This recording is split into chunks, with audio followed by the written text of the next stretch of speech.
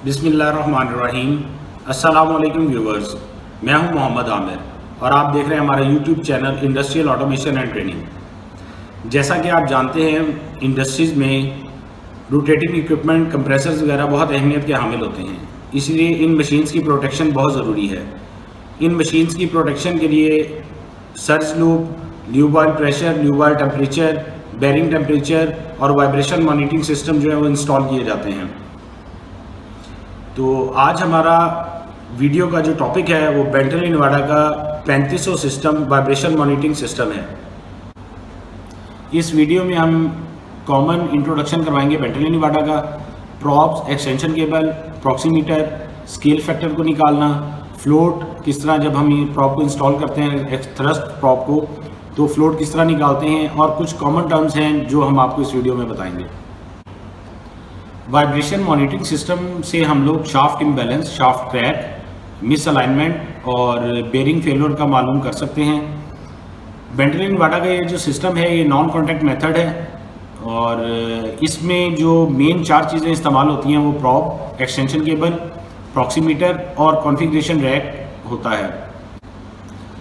Bentley Nevada के जो पुराने सिस्टम्स और न्यू सिस्टम्स हैं वो कुछ 7200 सीरीज़ का जो सिस्टम था वो काफ़ी पॉपुलर रहा। उसके बाद 3300 आया सिस्टम, फिर उसके बाद इस वक्त जो लेटेस्ट चल रहा है वो 3500 सिस्टम चल रहा है। इन तीनों में कुछ थोड़ा बहुत डिफरेंस है, वो मैं आपको बताता हूँ कि 7200 सिस्टम जो है वो एनालॉग इनपुट था और सिंगल चैनल के लिए था। उसके बाद 3300 सिस्टम जो है माइक्रो कंट्रोलर बेस्ड था और वो डुअल चैनल के लिए था। उसके बाद ये जो 3500 सिस्टम इस वक्त बहुत रिलायबल और इस वक्त इंडस्ट्रीज़ में चल रहा है, लेटेस्ट है, ये माइक्रो प्रोसेसर बेस्ड है और ये 4 चैनल इनपुट के लिए है। ये प्रॉप्स जो बेंटली नेवाडा की हैं इनको हम वाइब्रेशन के लिए इस्तेमाल कर सकते हैं, थ्रस्ट चेक करने के लिए, की फेजर और रॉड ड्रॉप और इनके लिए इस्तेमाल कर सकते हैं। चलें जी, अब मैं आपको बेंटली नेवाडा के हार्डवेयर जो सामान है, प्रॉप, एक्सटेंशन केबल और उनके बारे में थोड़ा सा ब्रीफ करता हूँ और बताता हूँ कि उनकी वर्किंग क्या है और किस लिए इस्तेमाल होते हैं।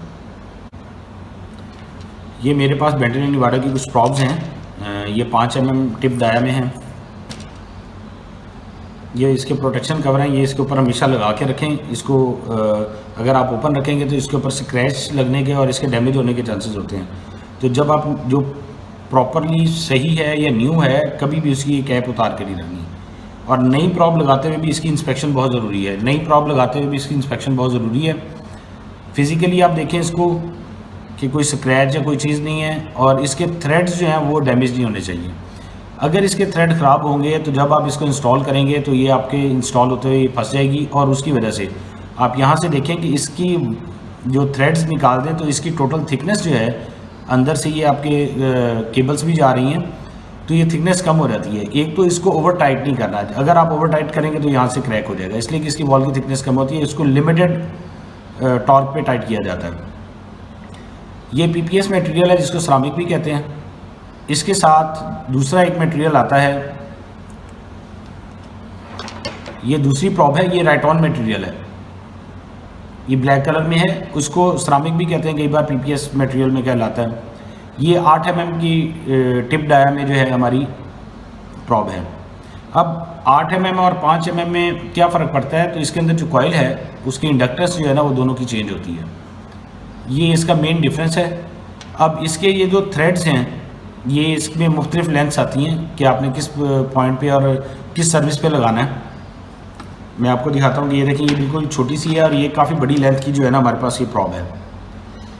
ये है डायरेक्ट माउंटेड, आप इसको इंसर्ट करेंगे और चेक नट करके टाइट करेंगे, ओके हो जाएगा। एक रिवर्स माउंटेड भी आती है जिसमें ये चेक नट जो है वो आगे बिल्कुल एंड पे फिक्स्ड होता है, यानी कि वो बिल्कुल यहाँ पे फिक्स होगा, वो बैक माउंटेड होगा। उसको एक शॉफ्ट होती है जो इंटरनली साइड से और आउटसाइड से दोनों से थ्रेडेड होती है, उसके अंदर आप पहले लगाएंगे। यानी कि आपको एक लेंथ लंबी चाहिए जहाँ पे आपने प्रॉप को इंस्टॉल करना है, तो उस जगह पे आप वो रिवर्स वाली उस पाइपें जिसके इंटरनली भी थ्रेड है उस पर फिटिंग में लगा के फिर उसको बाहर से कंप्रेसर की बॉडी से उसको इंस्टॉल करेंगे। इस प्रॉप की कंस्ट्रक्शन किस तरह है, इसमें सिंपल कोई ज़्यादा कुछ नहीं है। इसके अंदर एक कॉइल है, कॉइल को सेव करने के लिए उसके ऊपर से ये एक सेफ्टी के तौर पे ये एक इंसुलेशन लगाई गई है जो कि राइटॉन मटेरियल की है। अगर आप ये जो पहले मैंने आपको प्रॉप दिखाई है ये भी देखें, जो कि 5 mm डाया में है, इसके अंदर अगर गौर करें तो शायद आपको मालूम भी हो कि इसके अंदर बाकायदा इसके अंदर कॉइल है और ऊपर से इसकी सेफ्टी के लिए एक PPS मटेरियल की लेयर चढ़ाई हुई है। इसमें सिर्फ सिंपल प्रॉप के अंदर एक कॉइल होती है और ये आगे से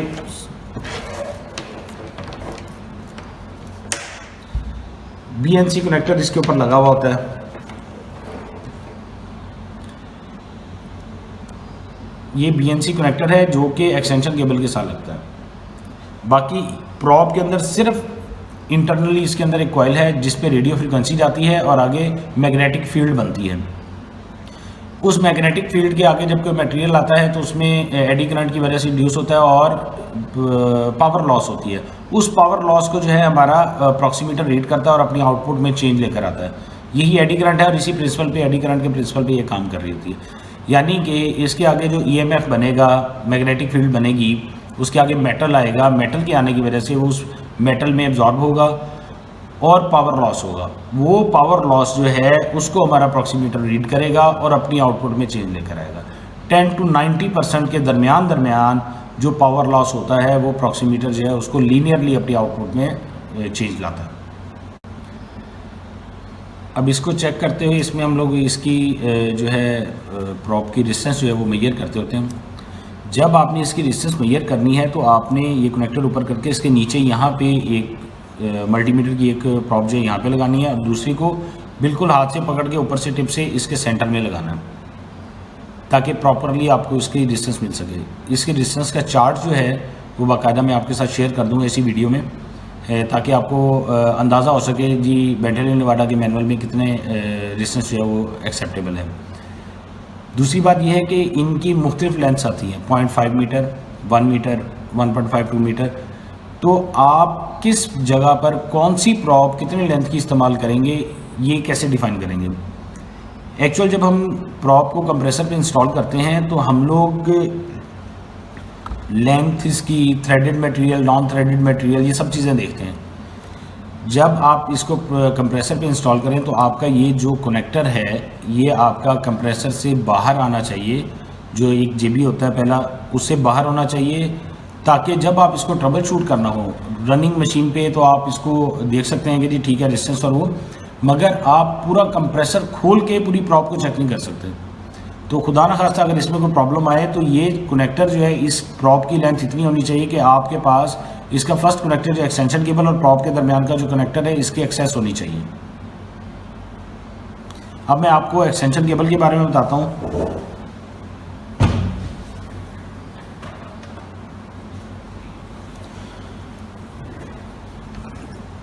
ये मैं आपको बताता चलूँ, प्रॉप पे जो इसका डाटा लिखा हुआ होता है ना, इसको मैं रीड करना आपको जो है ना, ये आर्मर्ड प्रॉप है तो इसका ये जो इसके ऊपर ये पूरा एक कोड लिखा हुआ है, इसको अनरीड करना और इसके कोड को डिकोड करना जो है ना, इसके बारे में मैं आपको पूरे चार्ट में और उसमें बता दूंगा ताकि आपको क्लियर हो जाए कि कौन सा नंबर किस चीज़ के लिए है। इसी तरह हमारे पास जो ये एक्सटेंशन केबल है इसके ऊपर भी बाकायदा पूरी जो है ना इसकी कोडिंग है, ये लिखी हुई है। इसमें भी यही आ जाती हैं कुछ चीज़ें कि जी इस प्रॉप की लेंथ कितनी है, सॉरी एक्सटेंशन केबल की लेंथ कितनी है और इसके ऊपर दोनों ये कनेक्टर लगे हुए होते हैं। ये इसकी प्रोटेक्शन के लिए लगाया हुआ है। ये आपस में ये देखें, ये मूविंग में नहीं है, ये वाला मूव होता है, ये आपस में भी इस तरह कनेक्ट हो जाते हैं। आप इसको टाइट करें, चलिए इसके टाइट करने का मैं बता दूं। आप जब इसको टाइट करेंगे ना तो जब ये प्रॉपर टाइट हो जाएगा तो आपको बकायदा एक टिक की आवाज़ आएगी। ये बिल्कुल यहाँ पे थोड़ी सी जगह है, इसमें आके बैठ जाता है, तो इससे ज़्यादा ओवर टाइट नहीं करना आपने इसको। ऐसा ना हो कि जी आपको प्लायर लगा के किसी चीज़ से टाइट करें, नहीं, इतना आप टाइट कर देंगे इनफ है, इससे ज़्यादा टाइट करने की ज़रूरत नहीं है। और उसके बाद जब ये कनेक्टर लगाएं तो इसकी बाकायदा इसको सीलिंग इसकी जो है ना प्रॉपर इस टेप से इसको करना चाहिए जो कि बेंटल एंड नेवाडा की मिलती है। एक्सटेंशन केबल का काम कोई ख़ास फंक्शन वो नहीं है, ये सिंपल जो है हमारे प्रॉक्सीमीटर और प्रॉप को जो है ना आपस में कनेक्ट करने के लिए होती है। इसकी लेंथ बाकायदा हम जो प्रॉक्सीमीटर इस्तेमाल करेंगे उस पे जो टोटल लेंथ है उसके मुताबिक करेंगे। यानी कि 9 मीटर लेंथ का हमारे पास अगर प्रॉक्सीमीटर है तो प्रॉप 1 मीटर की है तो एक्सटेंशन केबल 8 मीटर की हम इस्तेमाल करेंगे, टोटल 9 मीटर होना चाहिए। अगर प्रॉप 1.5 की है तो 8.5 की हम एक्सटेंशन केबल लगा के इसको लगाएंगे। ये हमारे पास दो माइक्रोमीटर स्क्रू गेज हैं जिनके आगे 41-40 मटेरियल लगा हुआ है। अगर आप गौर करें तो आपको ये बैक साइड पे यहाँ पे लिखा हुआ भी नज़र आएगा। ये इसके ऊपर प्रिंटेड होता है, इसके अंदर भी इसके ऊपर भी लिखा हुआ है। अब ये हमारे पास जो है ये है mm में, 0 से 25 mm की रेंज में। ये mm में आ गया और ये वाला जो है ये हमारे पास इंचज़ में है। ये आ गया 0 से 1 इंच में। और इसी तरह मील्स में भी आते हैं। तो आप ये देख लें कि जी आपने स्केल फैक्टर निकालना है तो कौन से वाला यूज़ करना है, तो स्केल फैक्टर उसके मुताबिक रेंज निकाल के तो फिर निकाला जाएगा। ये मेरे पास दो प्रॉक्सीमीटर मौजूद हैं 3300 XL मॉडल में, 5 और 8 mm डाया के लिए। 5 और 8 mm टिप डाया जो है ये उसके लिए है। अगर आप इसके ऊपर ज़रा गौर से देखें तो आपको नज़र आएगा कि यहाँ पे ये 9 मीटर लेंथ के लिए है, 9 मीटर सिस्टम है। इसके साथ जो आपकी extension cable plus probe 9 metre होनी चाहिए। इसी तरह मेरे पास ये दूसरी भी है, ये जो है ये भी 5 और 8 mm टिप डाया के लिए है और इसके ऊपर 5 मीटर सिस्टम है, यानी कि एक्सटेंशन केबल और प्रॉप टोटल मिला के 5 मीटर होना चाहिए। इसके नीचे इसका स्केल फैक्टर जो हम लोग इसके बाद मालूम करना सीखेंगे वो लिखा हुआ है कि 7.87 वोल्ट पर mm, या फिर उसके आगे लिखा हुआ है 200 मिलीवोल्ट पर मिल। ठीक है जी, ये इसका स्केल फैक्टर है। इसको निकालने के लिए पूरा एक सेटअप जो है हम लोग लगा के फिर आपको बताते हैं। इसकी सप्लाई -24 वोल्ट DC है, ये कॉमन, ये आउट, यानी कि पॉजिटिव को इसमें कॉमन में लगाया गया है। इसकी वजह यह है कि बेंटेली नेवाडा के मुताबिक कि जब ये सिस्टम बनाया गया था उस वक़्त हमारे पास NPN ट्रांजिस्टर मौजूद था जो कि रिलायबल था। NPN और PNP इकट्ठे आए थे, मगर रिलायबल जो ट्रांजिस्टर था वो NPN था। तो इसलिए NPN ट्रांजिस्टर के लिए इसकी सप्लाई को नेगेटिव में रखना पड़ा था। अब इसका कुछ इसके टेम्परेचर्स और इसके बारे में कुछ डाटा जो है इसके ऊपर लिखा हुआ है। इस साइड से अगर आपको नज़र आ रहा हो तो इसमें टेम्परेचर और काफ़ी सारे इसका एक्सप्लोजिविटी और उसकी जोन, क्लास और सब कुछ लिखा हुआ है। अब मैं इसका एक्चुअल फंक्शन जो है वो आपको बताता हूँ। प्रॉक्सीमीटर बेसिकली जो है ऑसिलेशन और डीमॉड्यूलेशन करता है। हमारे यहाँ से जो सप्लाई आ रही होती है उसके अक्रॉस ऑसिलेशन करके रेडियो फ्रिक्वेंसी जनरेट करता है जो कि हमारी प्रॉप पे जाती है और प्रॉप की टिप पे मैग्नेटिक फील्ड जो है ना वो बनता है। वो जो रेडियो फ्रिक्वेंसी है वो मुख्तलिफ होती है, टिप डाया चेंज होने की वजह से उसमें फ्रिक्वेंसी जो है वो चेंज हो जाती है। वैसे इसकी जो रेडियो फ्रिक्वेंसी है वो 500 किलो ओम से लेके 2 मेगा इसकी रेडियो फ्रिक्वेंसी की जो रेंज है वो 500 किलो हर्ट्ज से स्टार्ट होती है और 2 मेगा हर्ट्ज तक जाती है। ये वेरी करती है हमारी टिप डाया और उसकी इंडक्टेंस पे। चलिए हम स्क्रीन पे चलते हैं ताकि ऑसिलेशन और डीमॉड्यूलेशन थोड़ा सा एक्सप्लेन कर सकूं मैं आपको, ताकि आपको कुछ बेहतर समझ आ सके।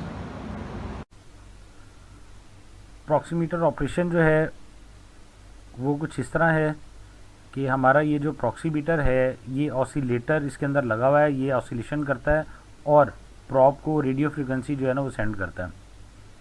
और जब प्रॉप के आगे को मेटल आता है तो एडी करंट की वजह से जो चेंज आता है रेडियो फ्रिक्वेंसी में, उस सिग्नल को यही जो हमारा प्रॉक्सीमीटर है ये डीमॉड्यूलेट करके उसके बाद अपनी आउटपुट जनरेट करता है। हमारा एक्चुअल इस पूरा सिस्टम जो है प्रॉक्सीमीटर का, ये एक्चुअल प्लेट और प्रॉप के दरमियान जो डिस्टेंस होता है उसको मेजर करता है और उसके मुताबिक हमारा प्रॉक्सीमीटर जो है अपनी आउटपुट जनरेट करता है।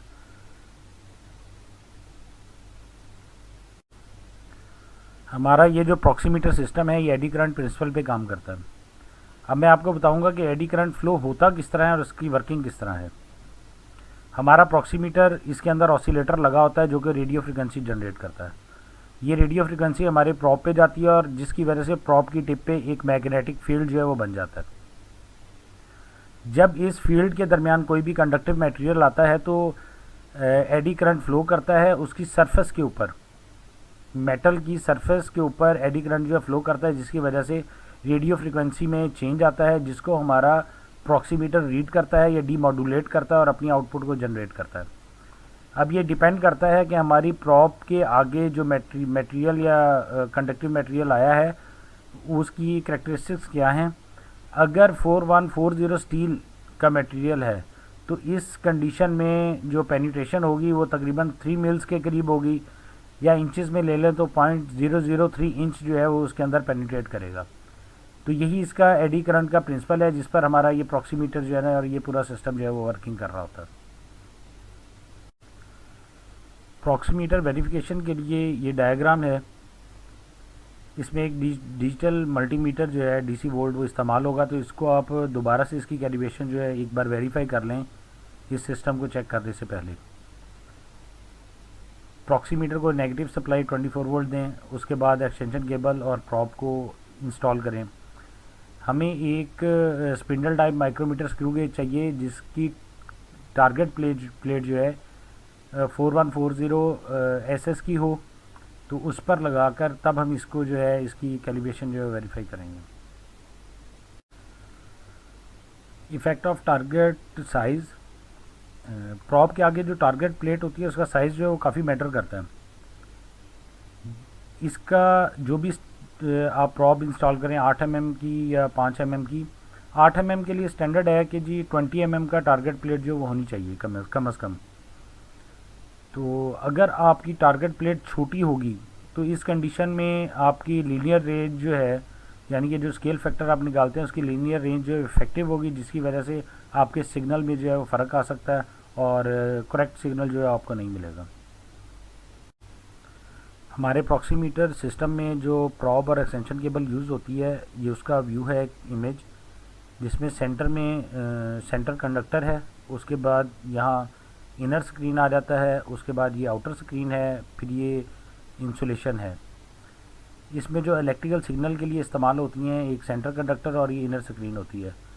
आउटर स्क्रीन जो है वो प्रोटेक्शन के लिए होता है कोई नॉइज़ और उसके लिए, और इंसुलेशन जो है उसको डैमेज होने से बचाती है।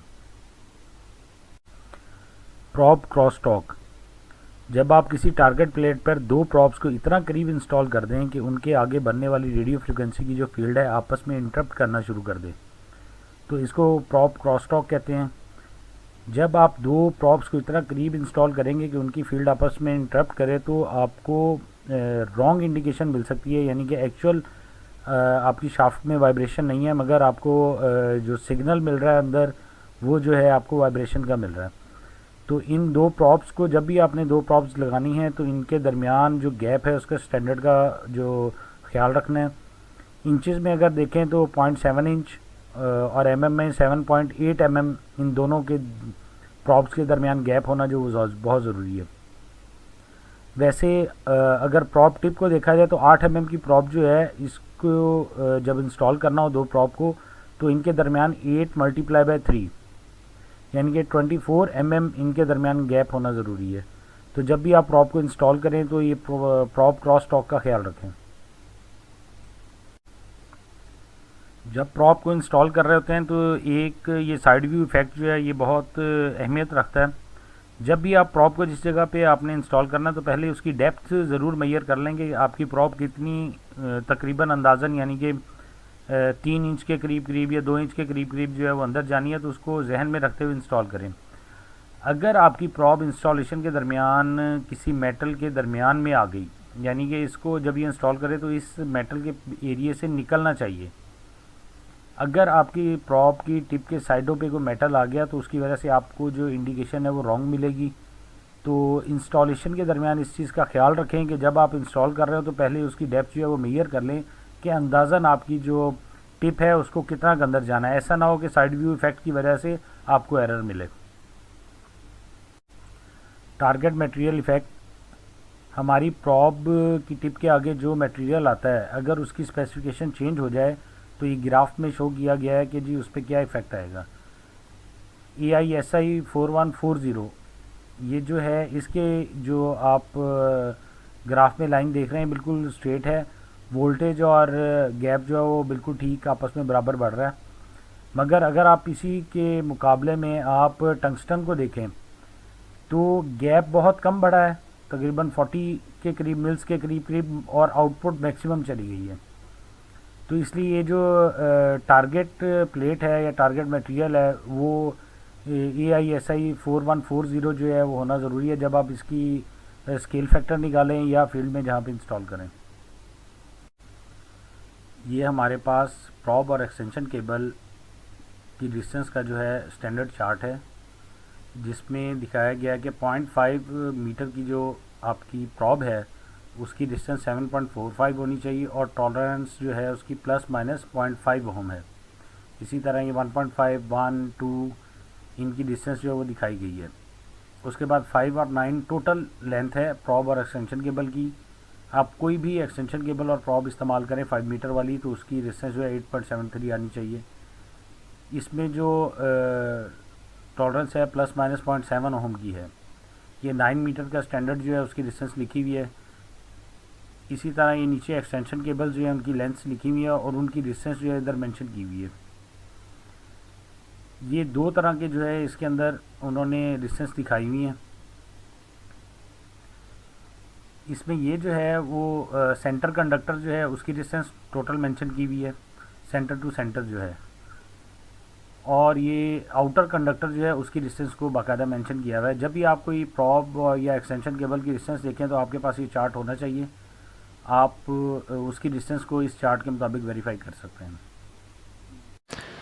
चलें अब हम आपको स्केल फैक्टर निकालना बताते हैं कि जी आपने किसी भी प्रॉप का स्केल फैक्टर कैसे निकालना है, उसको चेक कैसे करना है। ये हमारे पास एक चार्ट है, ये गैप लिखे हुए हैं जिसमें, और ये आउटपुट वोल्टेज जो भी आएंगे हम लोग यहाँ पे उसको नोट करते हुए जाएंगे। उसके बाद 2 mm 1 mm का डाटा जो है इसमें लेंगे और ये फार्मूला है उसका। सबसे पहले हम प्रॉब डिस्टेंस जो है वो मैयर कर लेते हैं और उसके साथ एक्सटेंशन केबल जो है उसकी डिस्टेंस जो है उसको मैयर करके हम लोग इसमें लिख लेते हैं।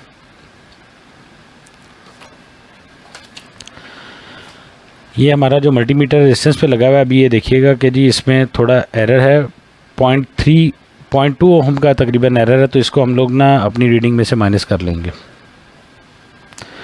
चलें सबसे पहले ये जो प्रॉब है 1 मीटर की प्रॉब है, इसकी हम लोग डिस्टेंस जो है ना वो मेजर कर लेते हैं कि इसकी डिस्टेंस कितनी है। साइड पे इसलिए कि कोर के साथ तो मेरा हाथ लगा हुआ, मैं कोशिश करूँगा कि जो सेंटर वाले जो है इसके साथ मैं टच ना हूँ। 7.6 ओम जो है इसकी डिस्टेंस आई है, इसको हम लोग नोट कर लेंगे। इसी तरह जो एक्सटेंशन केबल है ये 4 मीटर की एक्सटेंशन केबल है, इसलिए कि हमारा जो ये अप्रॉक्सीमीटर है ये 5 मीटर स्टैंडर्ड वाला है, तो हमने 1 मीटर की प्रॉब ली है तो 4 मीटर की जो है हम लोग एक्सटेंशन केबल लेंगे। अभी हम इसकी जो है ना डिस्टेंस भी मेजर कर लेते हैं। पहले हम शील्ड की डिस्टेंस मेजर कर रहे हैं।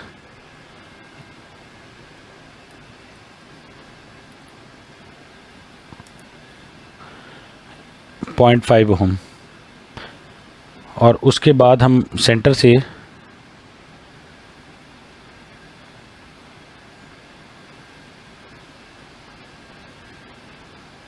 1.2 यानी कि तकरीबन 1 ओम है, 0.2 का तो हमारा उसमें एरर है। तो ये डिस्टेंस जो हम लोग हमारा जो फॉर्म है उसमें हम लोग लिख लेते हैं। स्केल फैक्टर निकालने के लिए हमने अपने अप्रॉक्सीमीटर के कनेक्शंस और एक्सटेंशन केबल और प्रॉप साथ लगा लिया। हमारी एक्सटेंशन केबल जो है 4 मीटर वाली है, प्रॉप 1 मीटर की है, 5 mm डाया टिप की है। सबसे पहले हमने इसको ज़ीरो पे माइक्रोमीटर स्क्रू गेज को एडजस्ट करके प्रॉप को लगा लिया, ये बिल्कुल ज़ीरो के ऊपर है, ठीक है। अब हम 0.22 का डिफरेंस देते जाएंगे और अपनी आउटपुट जो है वो चेक करते जाएंगे। चलें सबसे पहले 0.2 का देते हैं, ये 0.2 हो गया, माइनस 1.32।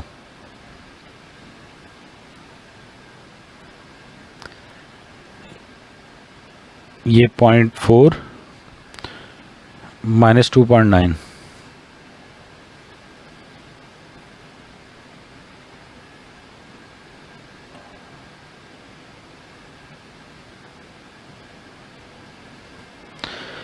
ये 0.6,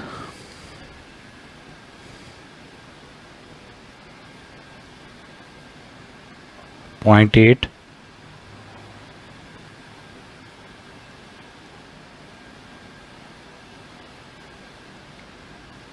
और ये आ गया पूरा 1 mm यहाँ पे। ठीक है जी, 1.2,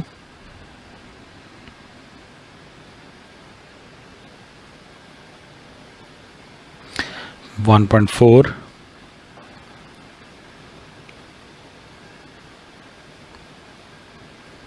1.6 mm,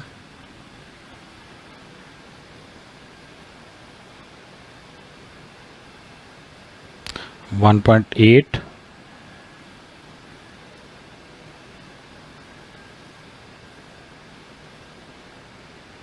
और ये हो गया 2 mm। ये तमाम रीडिंग्स जो हैं ये हमने जो हैं रिकॉर्ड कर ली हैं अपने फॉर्म पे। अब हम फॉर्म जो है उसको किस तरह फिल करना है और फार्मूले से इसका स्केल फैक्टर कैसे निकालना है वो आपको बताते हैं। ये हमने तमाम रीडिंग जो है नोट कर ली है। तो ये हमारे पास इसके फॉर्म है जो इसको फिल करते हैं हम लोग। वोल्टेज एट 2 mm, 2 mm पे हमारे आ रहे हैं 15.55। ठीक है, दूसरे हैं 1 mm के, 1 mm पे आ रहे हैं 7.74 माइनस में ना। अब ये नीचे इसका फार्मूला है, हम लोगों ने डिफरेंस लेना। 2 mm में से 1 mm की जो रीडिंग है उसको माइनस करेंगे तो इस पे जो आ जाएगा वोल्ट पर mm आ जाएगा, और जब हम 25.4 से मल्टीप्लाई करेंगे तो मिली वोल्ट पर मिल आ जाएगा।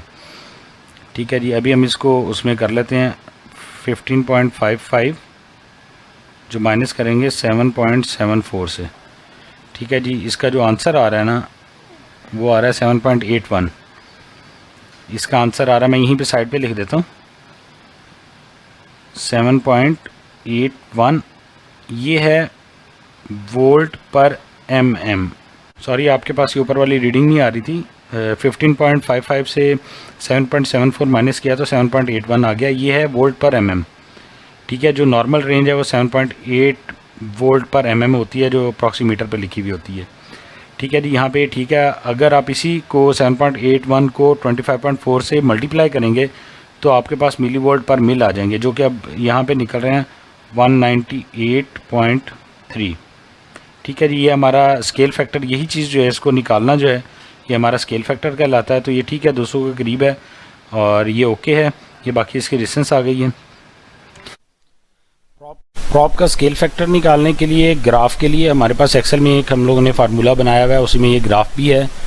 ये गैप और आउटपुट का ग्राफ है। ये मिल्स का ग्राफ है जो कि हर 10 मिल के बाद जो है ग्राफ उसको दिखाता रहेगा, जो कि 200 के करीब करीब चलेगा। ये मिल्स में है, हमने इसकी रीडिंग पहले ही जो है ना वो लेके रखी हुई है। हम यहाँ पे जो आउटपुट वोल्टेज आए हैं वो इन करते जाएंगे तो ऑटोमेटिकली मिली वोल्ट पर मिल भी निकलते जाएंगे। हमारा ये हमें 40 मिल और 80 मिल का चाहिए स्केल फैक्टर जो हम लोग फाइनल लेते हैं, उसके लिए ये फार्मूले में इन है। तो आइए हम इसका डाटा जो है वो इंटर करते जाते हैं।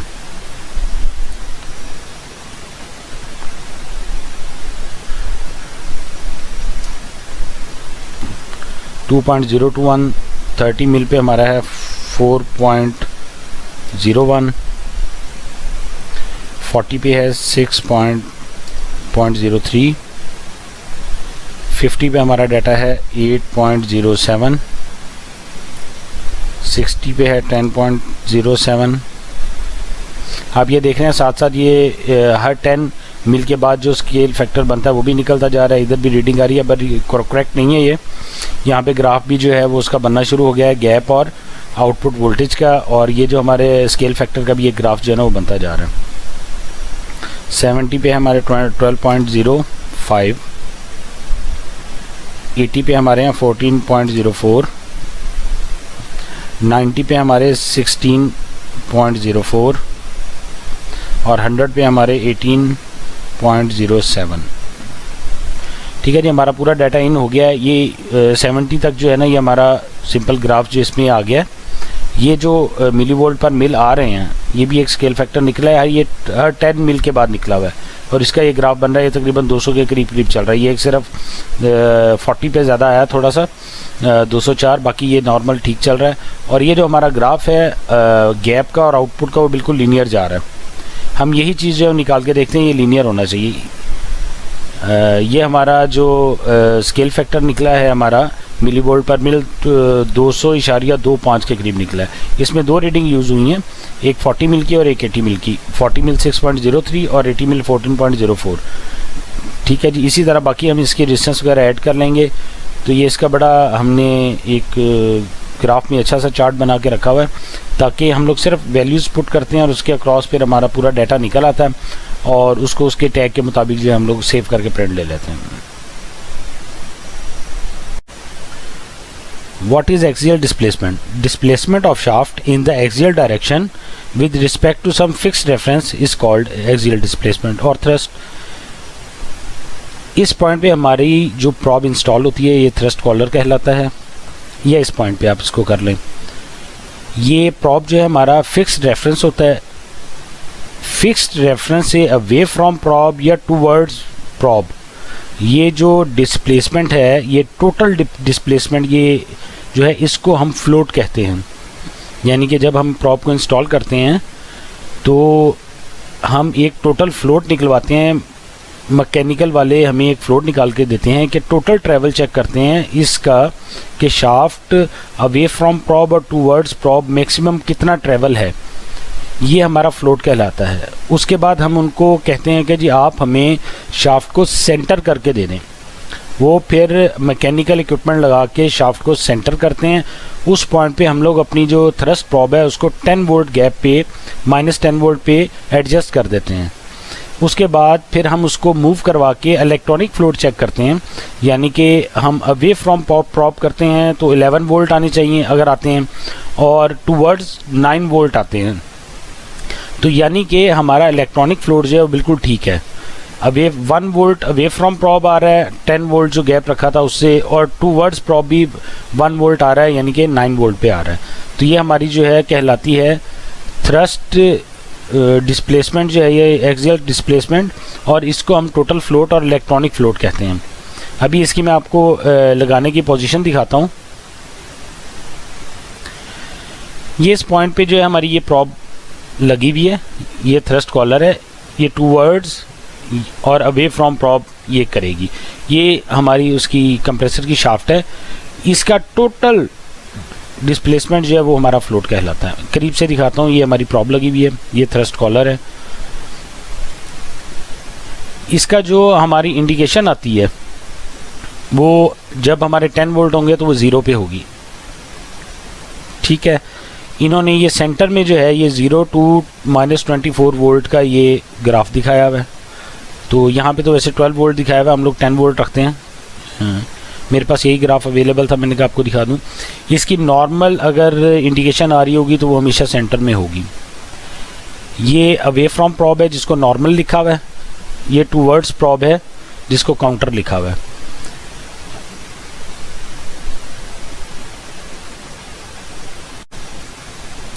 ये वही एग्जांपल है जो मैं आपको बता रहा था कि जब हमारा शाफ्ट को सेंटर लाइन करके दे देंगे मैकेनिकल वाले, हम 10 वोल्ट गैप पे अपनी प्रॉब को एडजस्ट कर देंगे तो टूवर्ड्स प्रॉब और अवे फ्रॉम प्रॉब मैक्सिमम जो उसका फ्लोट है उसमें हम रीडिंग लेंगे। तो अवे फ्रॉम प्रॉब 11 वोल्ट आ रही है और टूवर्ड्स प्रॉब 9 वोल्ट, जो कि है नेगेटिव में मगर ऐसे यहाँ पे लिखा हुआ है पॉजिटिव में ही है। तो इसका गैप बन जाता है 2 वोल्ट। तो इसको निकालने के लिए कि हमारा टोटल डिस्प्लेसमेंट कितना है mm में, तो हमें पता है कि जी हमारा जो प्रॉक्सीमीटर है वो 7.87 वोल्ट पर mm है।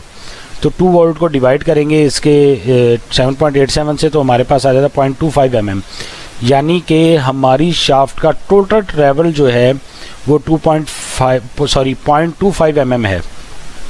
तो जब हम प्रॉब को एडजस्ट करेंगे तो वो हमारी होगी 0.125 पे हमारी प्रॉब जो है वो एडजस्ट होगी।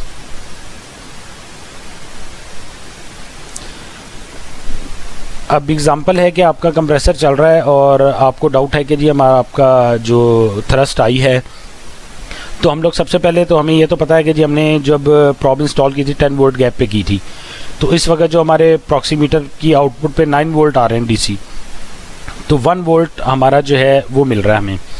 तो इसके क्रॉस 7.87 से 1 वोल्ट को डिवाइड करेंगे तो हमारे पास 0.27 mm आ रहा है, यानी कि इस वक्त हमारा जिस जगह पे शाफ्ट कंप्रेसर की शाफ्ट जो चल रही है वो प्रॉब से जो हमारा डिज़ायर्ड यानी कि सॉरी हमारी जो एक्चुअल पॉइंट था 10 वोल्ट गैप जिसमें थे, उस सेंटर लाइन पॉइंट से 0.275 अवे चल रही है या टूवर्ड्स चल रही है, या एक्चुअल माइनस में आए हैं तो टूवर्ड्स प्रॉब में 0.127 है जहाँ पे ये चल रही है।